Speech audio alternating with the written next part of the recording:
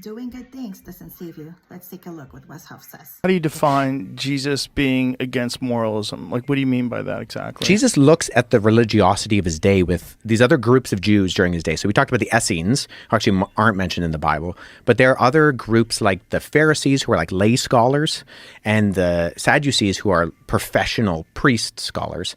He's constantly critiquing the fact that they have this hypocritical religiosity to them, where they're doing things like tithing their mint leaves. Matthew chapter 5 is, he keeps saying, "You have heard it said, but I say," and he refers to the Mosaic Law.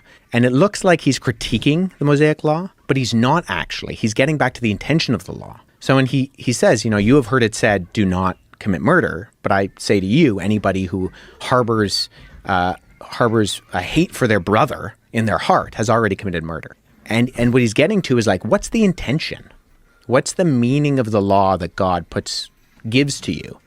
Because the law is like a mirror. It shows you how dirty you are.